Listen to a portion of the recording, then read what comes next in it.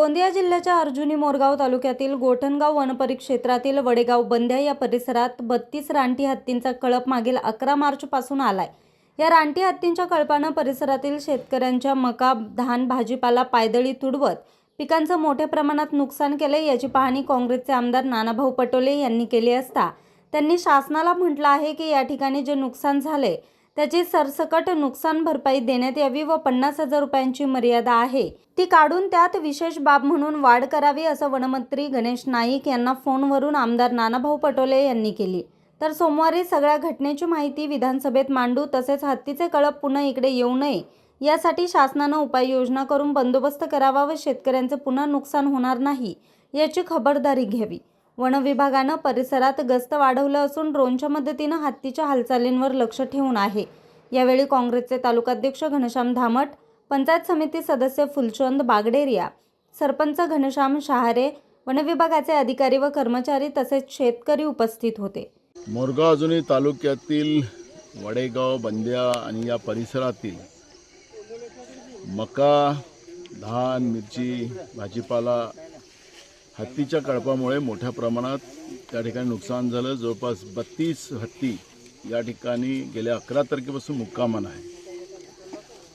शासनाचे जे नियम आहेत की 50,000 रुपयापर्यंतची मर्यादा किती नुकसान झालं त्या पद्धतीने देण्याचं, पण मक्याची शेती ही महागडी शेती होते, आता धानाची शेती पण महागडी झाली, भाजीपाला पण त्या पद्धतीचं नुकसान झालं आणि म्हणून हे नुकसान जे झालं हे सरसकट द्यावं आणि 50,000ची मर्यादा त्या ठिकाणी काढून विशेष बाब म्हणून शेतकऱ्यांचं झालेलं संपूर्ण नुकसान भरपाई या ठिकाणी द्यावी ही भूमिका आत्ताच माननीय मंत्री महोदयांना आम्ही मांडलेली आहे। त्यांना मी फोनवरून त्यांच्याशी संपर्क साधलेला होता। त्यांनी सूचना आपल्या विभागाच्या वरिष्ठ अधिकाऱ्यांना दिलेल्या आहेत। सोमवारी या सगळ्या घटनेची माहिती आम्ही मंत्र्यांना आणि वेळ आलं तर विधानसभेतही मांडू आणि या हत्तीचं जे कळप आहे हे पुढच्या काळात या भागात येऊ आलं नाही पाहिजे यासाठी शासनाने करायच्या उपाययोजना आणि शेतकऱ्यांचं पुन्हा नुकसान होणार नाही याची काळजी शासनाने घ्यावी या पद्धतीची भूमिका आम्ही सोमवारी विधानसभेत मांडू। न्यूज रिपोर्टर चेतन समरीत, आज 24 तास, गोंदिया।